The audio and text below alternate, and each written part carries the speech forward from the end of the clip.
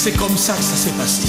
Écoutez, écoutez. C'est l'amour de Jésus suspendu à la croix qui m'a donné la vie et rempli de foi.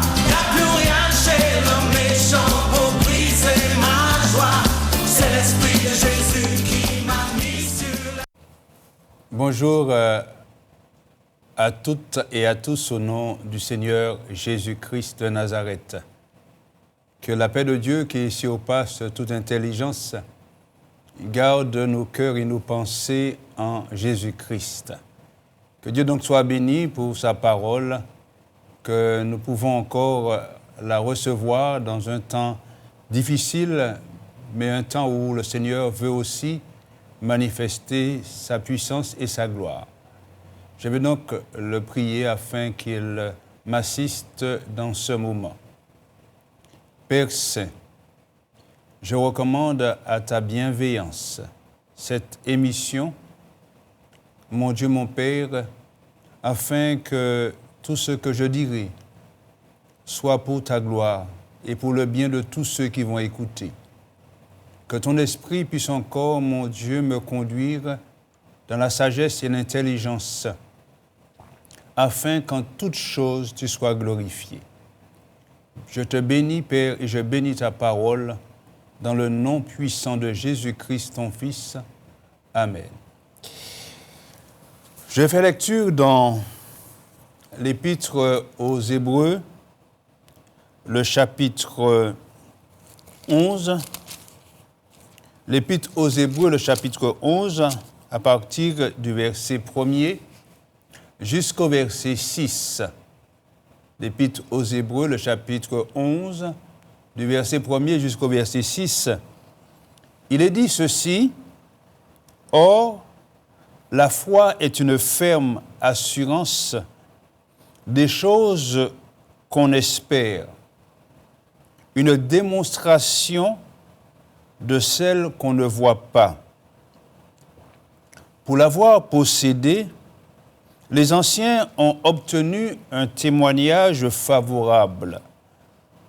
C'est par la foi que nous reconnaissons que l'univers a été formé par la parole de Dieu, en sorte que ce qu'on voit n'a pas été fait de choses visibles. C'est par la foi qu'Abel offrit à Dieu un sacrifice plus excellent que celui de Caïn. C'est par elle qu'il fut déclaré juste, Dieu approuvant ses offrandes, et c'est par elle qu'il parle encore quoique mort. C'est par la foi qu'Enoch fut enlevé pour qu'il ne voie point la mort.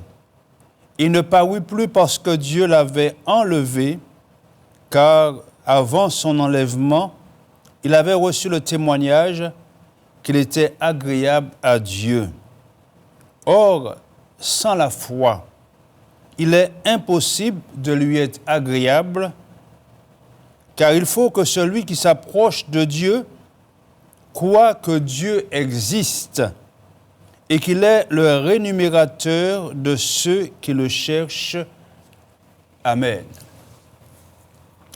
Alors, la foi, pour ceux qui ont la foi, aujourd'hui, ils ne sont pas les premiers à la posséder, puisque avant nous, il est parlé d'hommes qui ont manifesté la foi dans le Dieu vivant, tel que Abel, tel que Enoch, des hommes qui ont été agréables à Dieu par cette confiance qu'ils avaient placée dans le Dieu Tout-Puissant. La foi, donc, n'est pas une illusion. Ce n'est pas non plus une utopie. Non, la foi est tout simplement une confiance en Dieu, un Dieu qui ne ment jamais et qui ne peut mentir parce qu'il est Dieu. Un Dieu tout-puissant, capable de faire de grandes choses. Lorsque nous parlons donc de la foi, il y a deux choses qui se présentent à nous en ce qui concerne notre regard. Quand nous regardons, il y a des choses visibles, mais des choses visibles qui peuvent nous effrayer et qui peuvent même nous déstabiliser, des choses qui peuvent nous faire peur, surtout dans ce monde actuel dans lequel nous vivons. Et puis, il y a aussi un Dieu invisible. Il y a donc les choses visibles, et il y a un Dieu invisible auquel il faut croire, parce que c'est lui qui peut justement nous délivrer de quelle que soit la situation. Quand même bien cette situation serait désastreuse, une situation qui serait contre nous. Dieu est capable de nous en délivrer, quoique nous ne le voyions pas.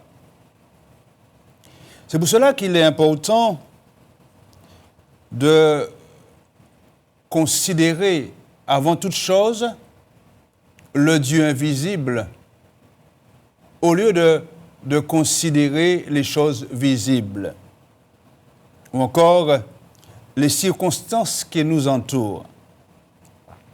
Il y a un homme qui a regardé aux circonstances, aux choses visibles, et il a failli, je dirais, s'enfoncer. Je veux parler de Pierre. Et dans l'évangile de Matthieu,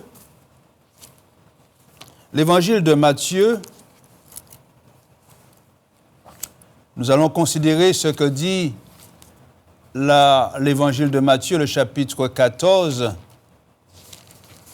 L'évangile de Matthieu, chapitre 14.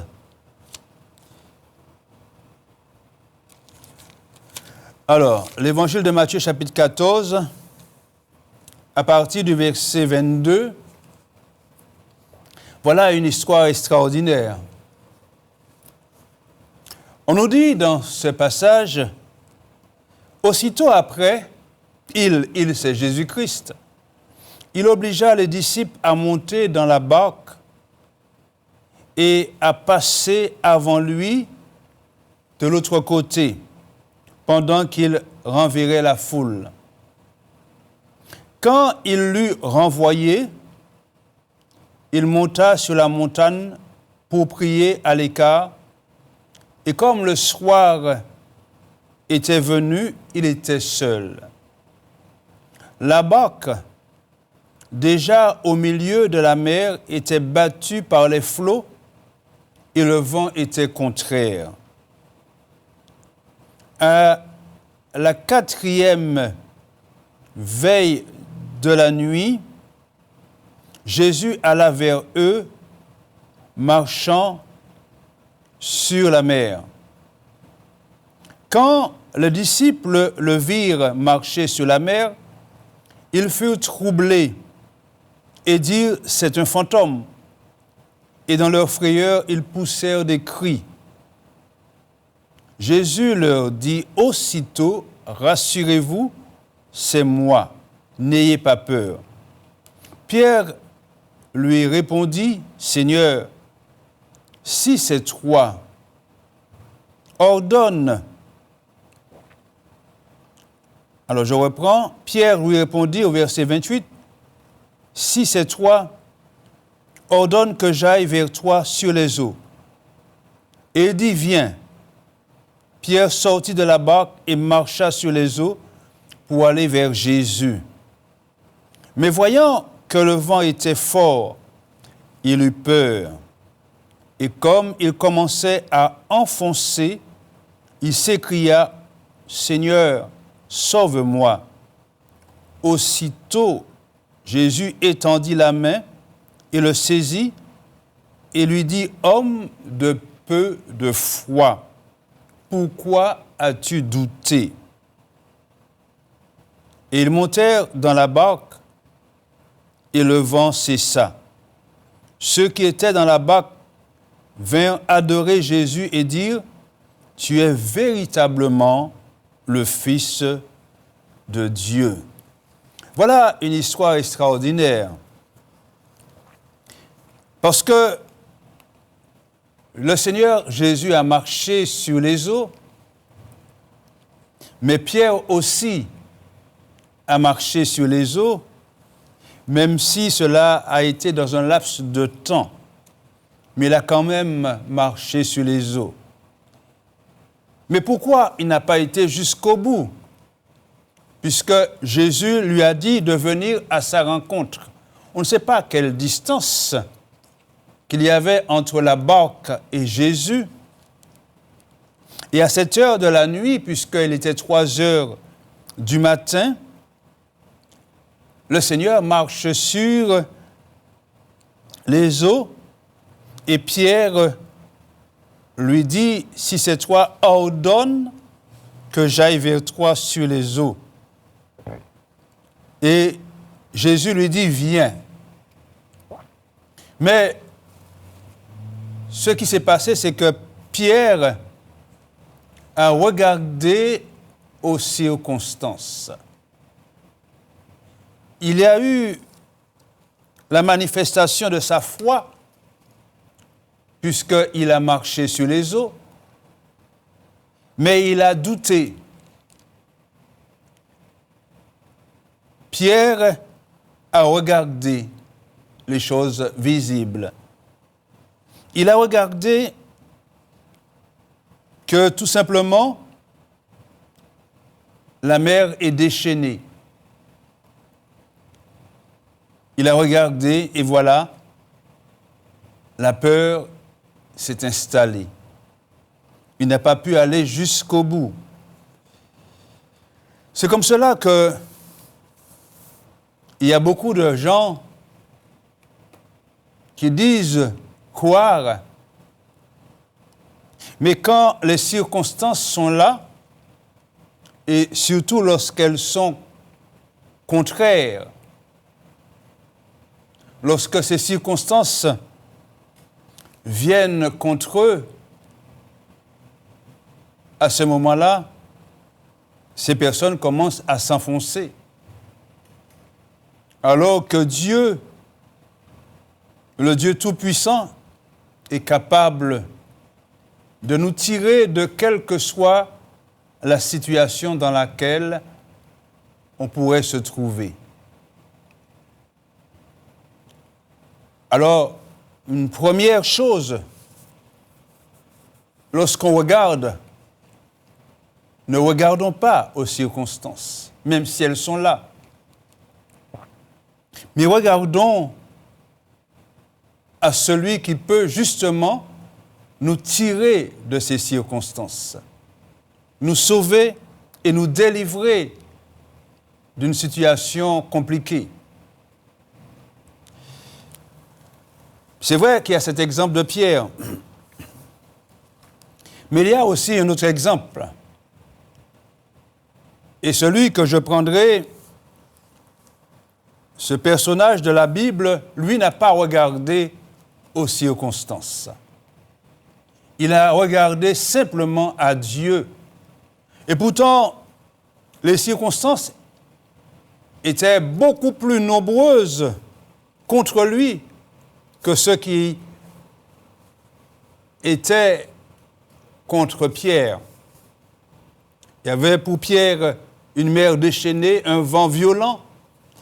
Mais nous allons voir pour ce roi, qui n'était pas encore roi, ce jeune David, ce jeune homme, il n'a pas regardé aux circonstances.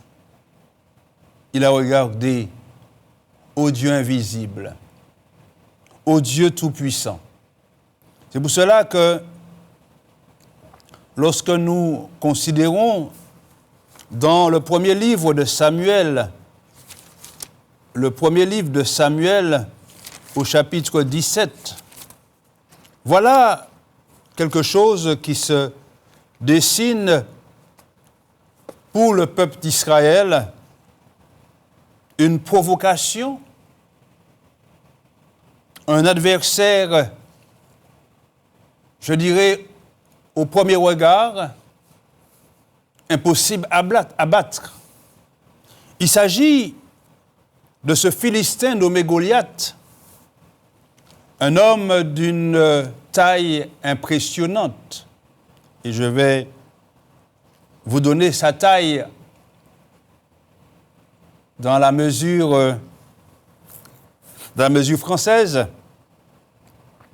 Dans ce chapitre 17, il nous est dit ceci,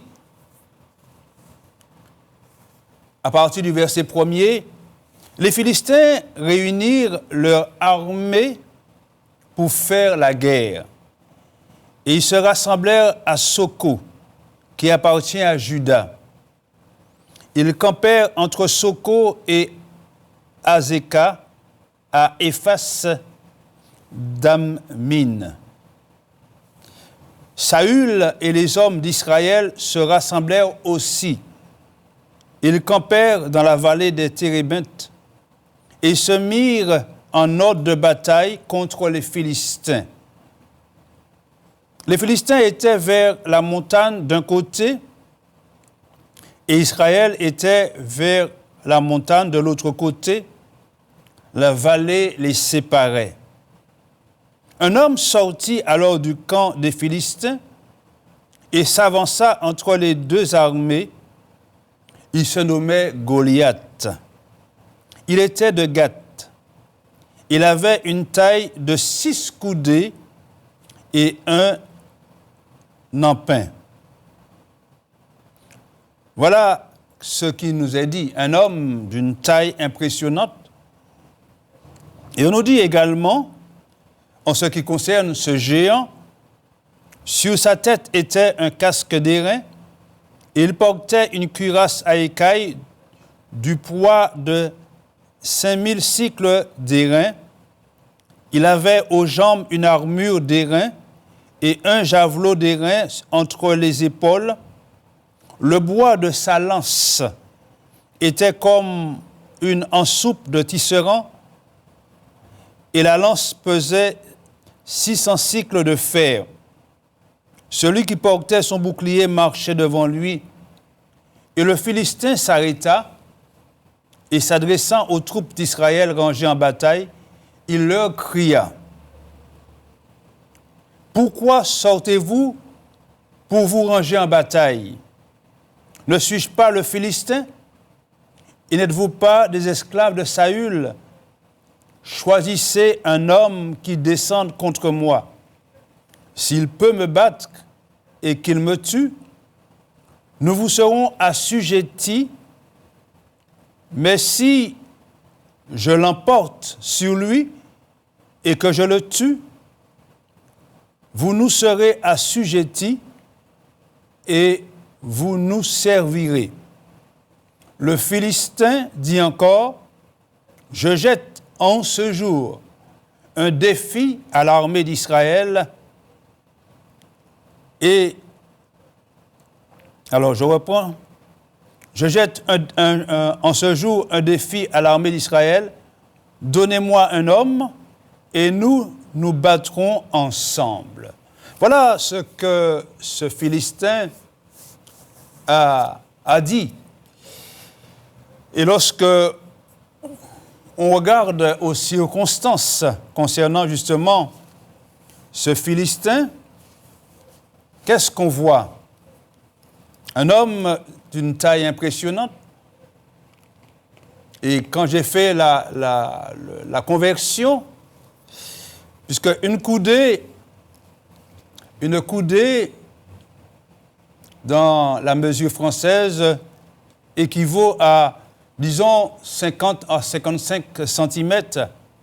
Et si on s'arrête à 55 cm, multiplié par 6, ça fait 300 330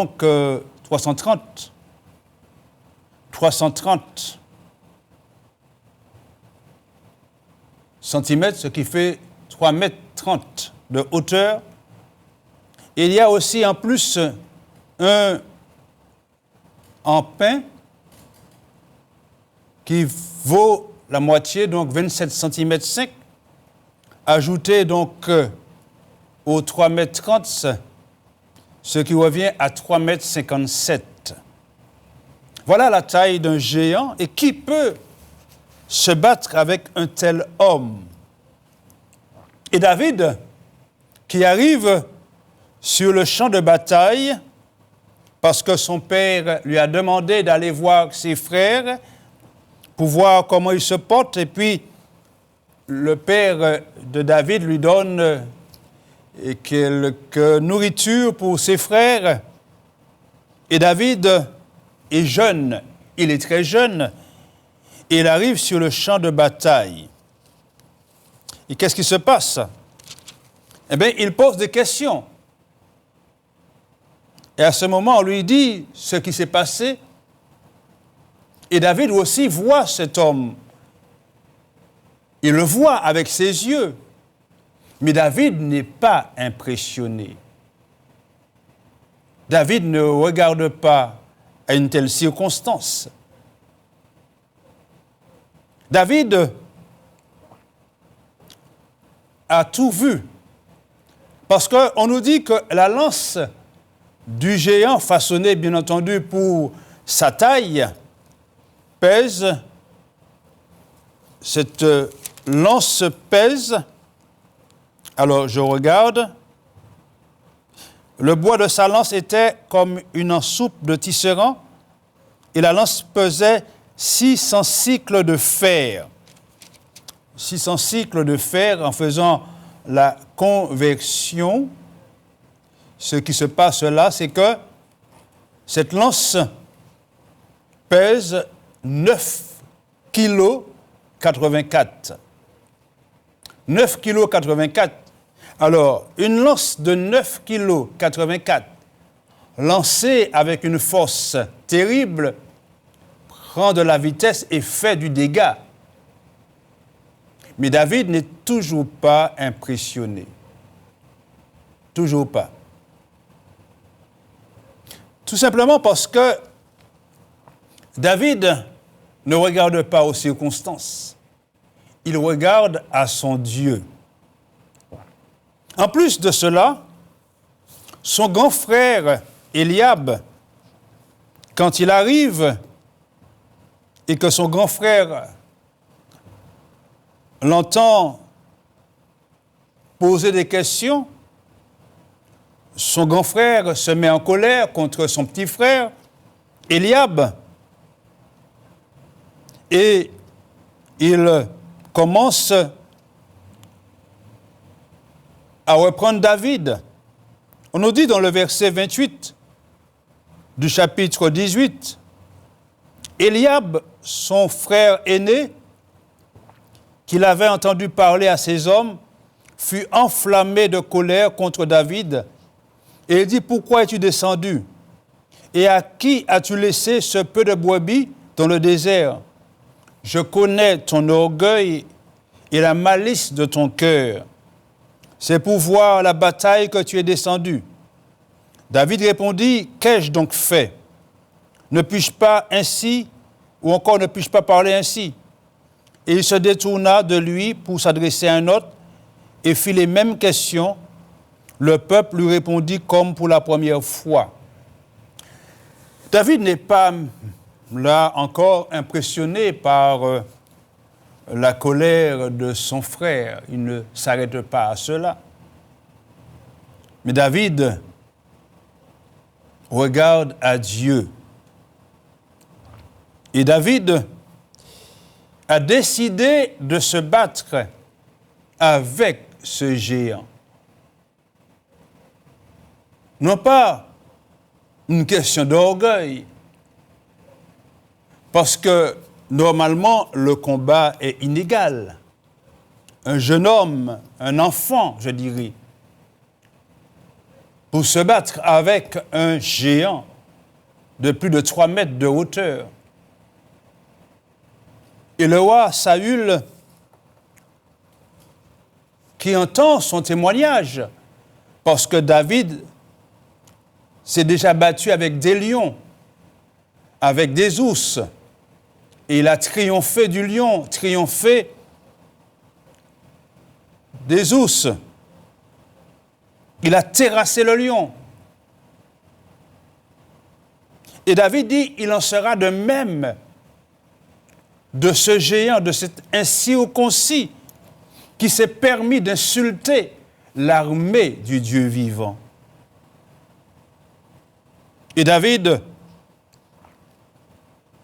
ne regarde toujours pas aux circonstances parce qu'on lui donne une armure qui ne lui va pas, on lui donne une épée. Non.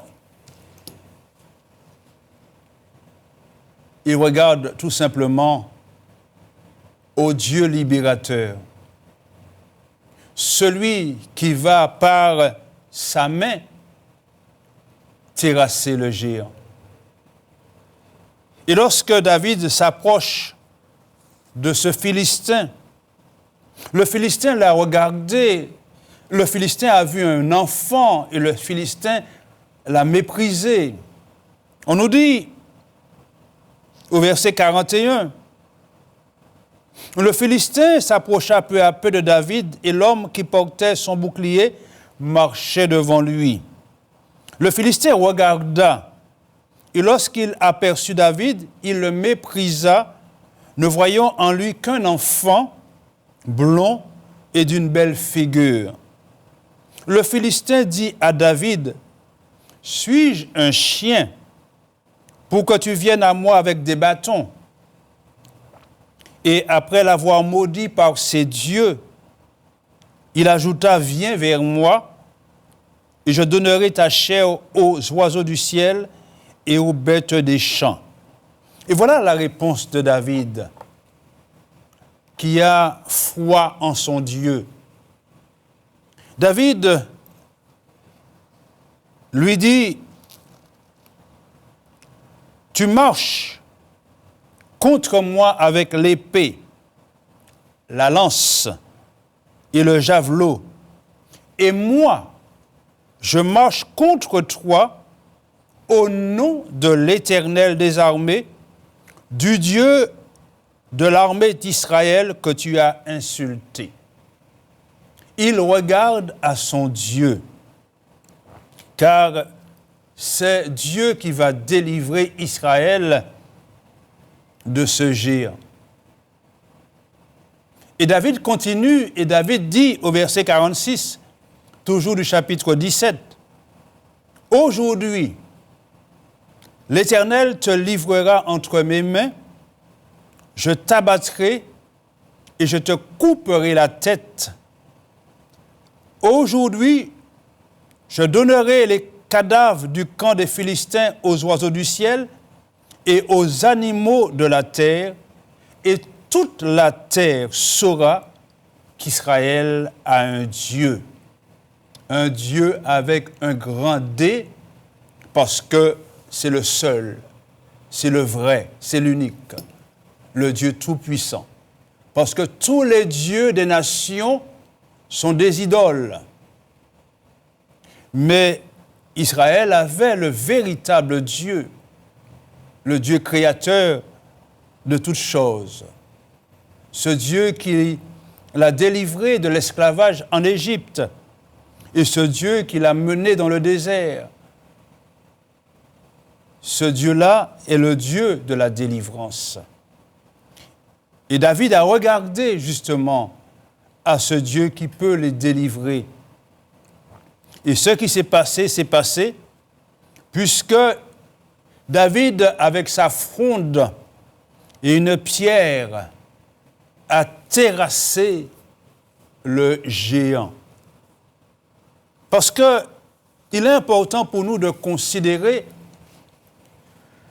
que même avec une pierre et une fronde, David n'aurait pas pu terrasser le géant. Et je m'explique. Ce n'est pas avec la force de son bras.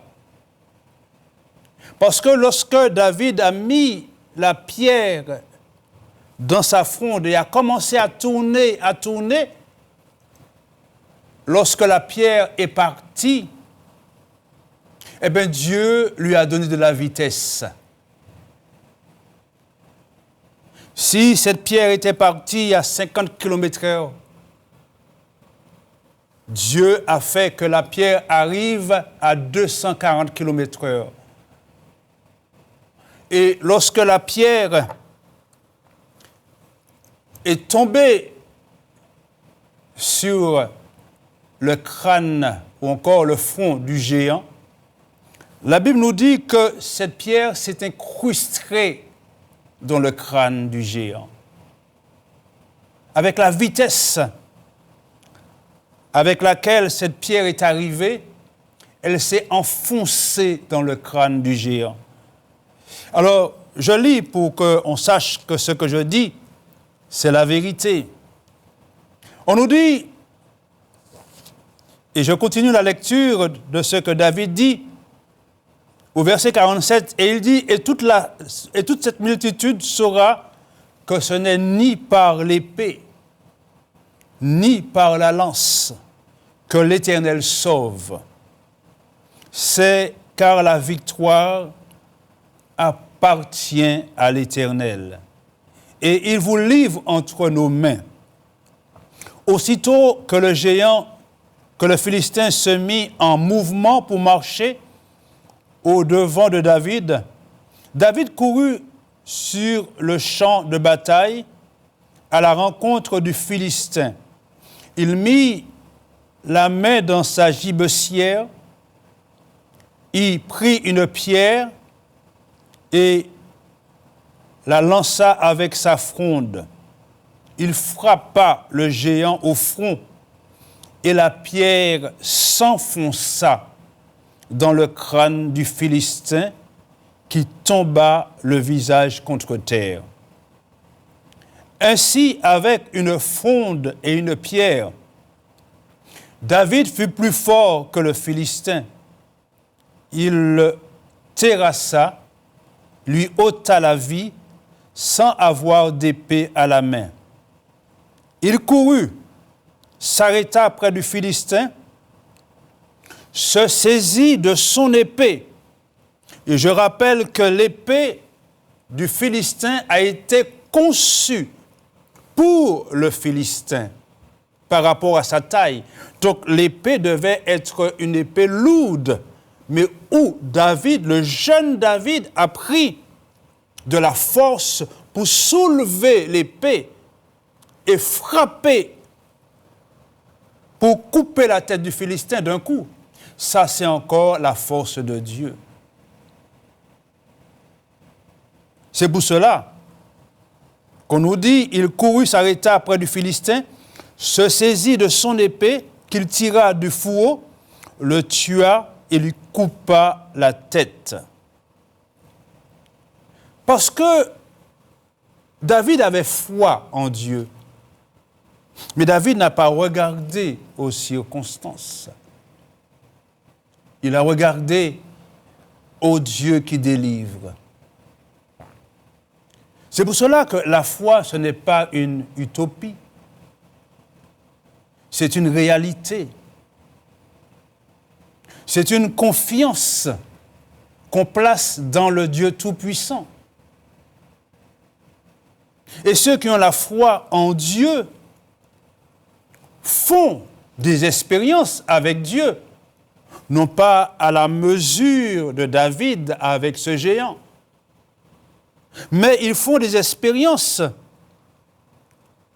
comme Dieu veut qu'ils le fassent avec lui. Et ces personnes-là savent que Dieu est Dieu. Ils n'ont pas besoin qu'on leur dise qui est Dieu, puisqu'ils le savent par l'expérience qu'ils font avec lui. C'est ainsi que tous ceux qui disent qu'ils croient en Dieu doivent faire des expériences, doivent démontrer que la foi n'est pas une utopie. La foi est une réalité. C'est pour cela que Jacques dit dans son épître, il dit dans son épître ceci, dans ce chapitre 2, il pose une question.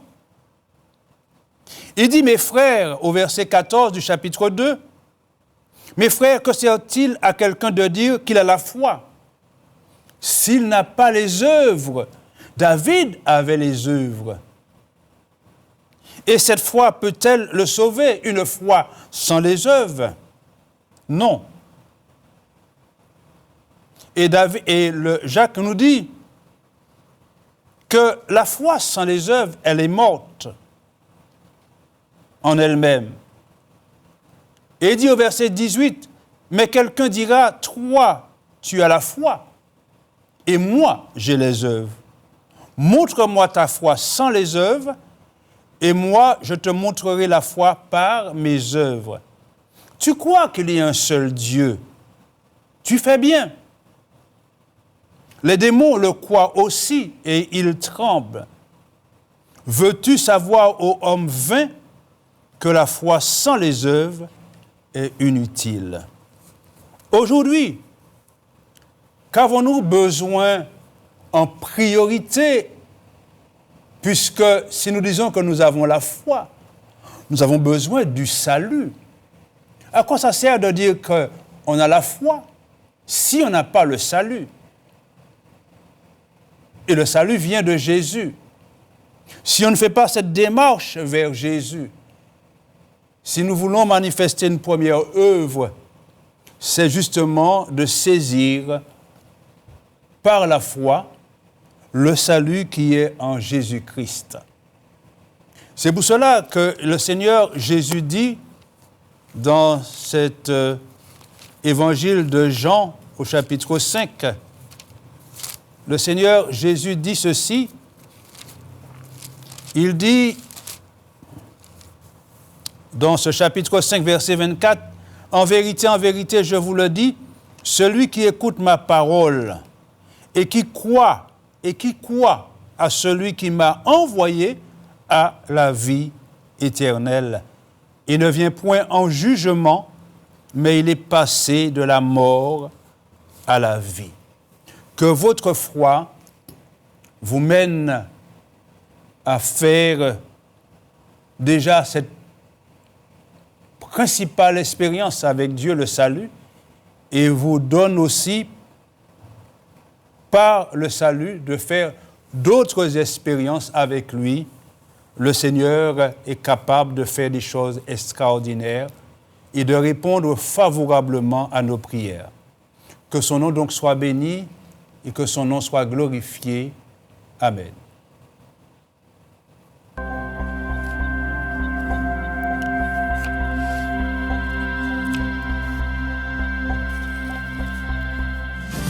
C'est l'amour de Jésus. Il faut que vous m'écoutiez. C'est l'amour de Jésus. Qui m'a sauvé la vie. C'est l'amour de Jésus. Qui m'a transformé. C'est l'amour de Jésus. Mais c'est l'amour de Jésus. Mais c'est comme ça que ça s'est passé. Écoutez. C'est